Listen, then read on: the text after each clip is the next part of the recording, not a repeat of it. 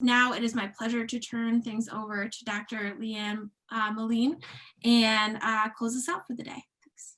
All right, thank you, Tara. First of all, I want to congratulate all of you for attending the last session when we do the wrap-ups. I know these are kind of where our stomachs are a little bit hungry, we're thinking of the next thing, but appreciate you coming and taking the time to kind of wrap this up together in community, because that's part of what we've created today, and so it's exciting to be able to wrap up together. As Tara said, my name is LeeAnn Melin. I serve as the Associate Vice Provost for Student Success in the Office of Undergraduate Education. I'm also on the steering committee as well, and has been helping behind the scenes a little bit with this event today. And in my role, I also work with many folks on campus to advance first-gen student success. And I think about the first-gen celebration week we have in November, where many of you have activities and different workshops and offerings for our first-gen students. And it's really been a wonderful way for us to celebrate the stories and the gifts and benefits we have on campus by having our students, first-gen students on campus. We also work with the Multicultural Student Success Steering Committee. They talk a lot about how we can support these students. And we're doing a lot more work that I've seen certainly in recent years about how we look at our data and understand the student experience from a disaggregated view and the intersections of that. So we spend a lot of time now analyzing data from first-gen experience, combining first-gen low-income students of color, and where those gaps are. So sometimes our aggregate data doesn't tell us the true story.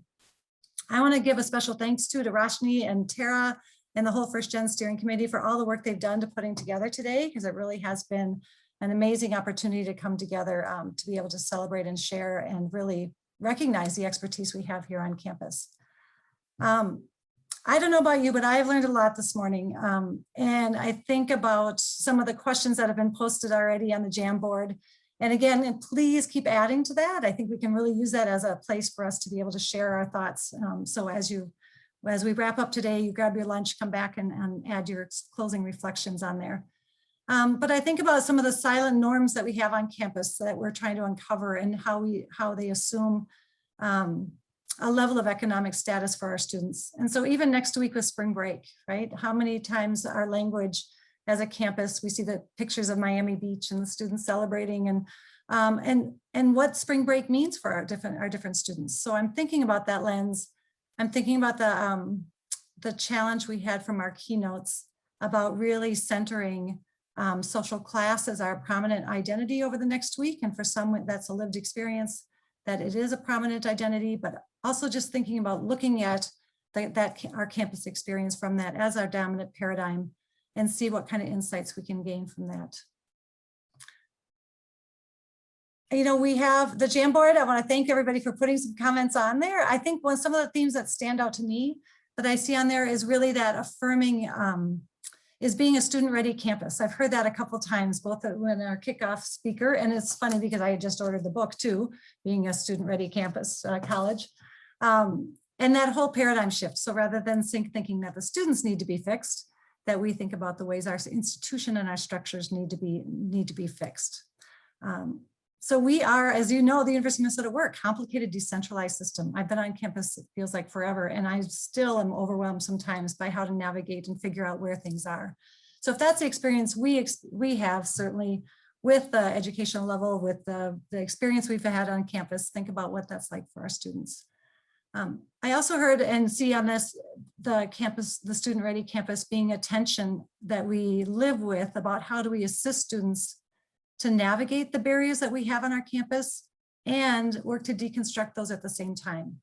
So it is kind of a both and, because there's a short-term need about helping and working with students to be navigating that process so that they can get those daily needs met and be able to be successful in the moment.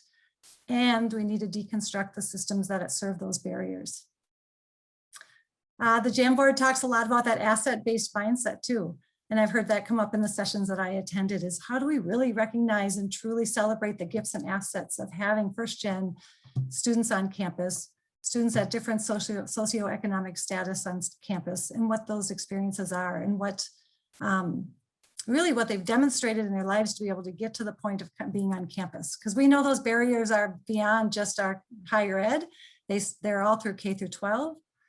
They're in the experiences that they have coming to us, and yet they are able to build the skills, the resourcefulness, the resilience to be able to get here. and how do we recognize that in a celebratory way. I'm not sure how many of you attend. We have a reception for first gen families during Welcome Week. The parent program puts on with Student Affairs, and Megan works to make that an amazing event.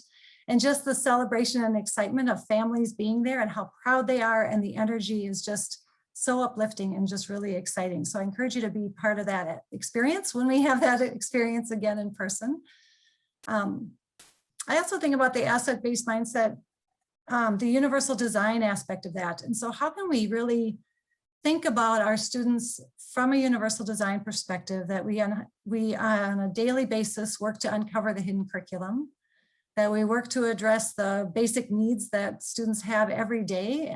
I've heard that come up in their session. Let's put it on the syllabus. Let's put these resources, emergency funds, get that out there for everyone so students don't have to raise their hand and say, it's me, when we know it's a lot of our students.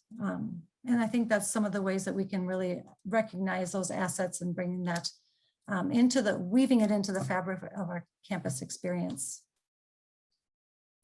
So on the second part of the Jamboard, we have recommendations about how we move forward. And so I don't know if everyone got to that second part, but I hope that's a place that you continue to add some insight. There is a comment, it seems, about family and how do we recognize and invite families into the student experience. And we can do that very quickly because graduation is right around the corner, and it's going to look a little different for every college. It sounds, at least that's the plan right now. But how do we find that space and to be able to recognize and invite families in on that, on really what a big event graduation is. So those bookend events, and then along the way, sometimes we have a standoff relationship with families, and for many of our students, they are partners, true partners in that experience for them. The other comment is around, the cultural wealth and career development. And I think that's been something I've just recently been thinking more about too, is how we think a lot about getting students into campus, getting them through as best we can, but that all that's required around that career development piece, right? And the hidden curriculum and how we place ourselves in getting a job, understanding what those assumptions are, the networking that's required for that, and that social capital. So really working with our students to be able to understand that and how we partner with each other. So as you look at those ideas that are on the Jamboard and some of those areas, start thinking about who you can collaborate with. I think our ability to be able to take action on the ideas that we've come up with today, maybe some of the insights you've gained, really is about using each other, using the wealth of resources on this campus, which is pretty amazing. So we do have, like when we talk about the literature that's out there, we have two of the authors, Roshni and Krista, who have written 2 books about this topic. So let's keep in mind that we have amazing expertise, and we have practitioners who are working on this every day in how we serve students. So reach out to each other, think about ways that we can really learn from each other, but also partner and make those pathways easier for students. I hope that you're aware that the university has launched the Promise Plus free tuition program this fall. And I think what that will do, we hope, is bring, for those of you who may not be as familiar, it is a free tuition program for students whose families earn less than $50,000 a year. And so there is some urgency for us to figure this out soon. Hopefully we'll be having more of our students coming into campus that are coming from low income backgrounds. And I think, so we got to start figuring this out. We got to make sure that it's not just about tuition. And even though that's a great lift for the university, there are other factors and other ways that students will experience some barriers as well. So let's keep that in mind, that we do have we're going to be seeing, I hope, we all hope, an increase in students that are coming to campus that are low income, and that they are, that we're able to make sure we recognize some of the other barriers that may exist. So what's next? The First Gen Steering Committee is going to look at the Jamboard, spend some time, kind of making sense, identifying the themes and outlining some action steps, both for the Institute itself, but also hopefully that we can share out.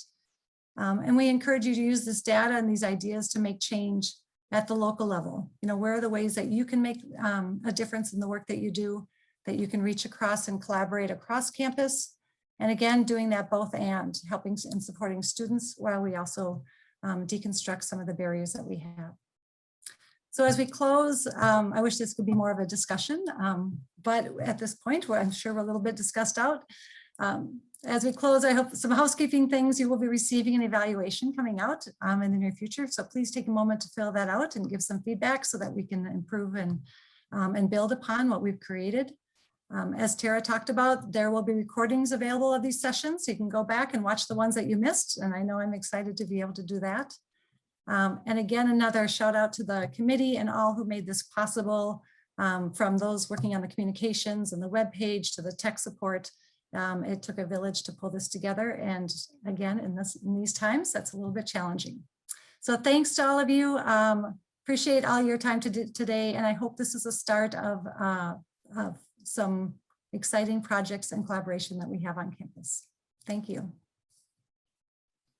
Great, thank you, LeeAnn. I just wanted to add one more thing before we all go to lunch, ideally, that we will be sending out an evaluation, hopefully tomorrow, but we acknowledge the fact that it's almost spring break. So we really look forward to getting your feedback and are just really grateful for all of your participation. So thank you, everyone, and to all of our panelists and presenters. And we hope that you are able to rest over the next week.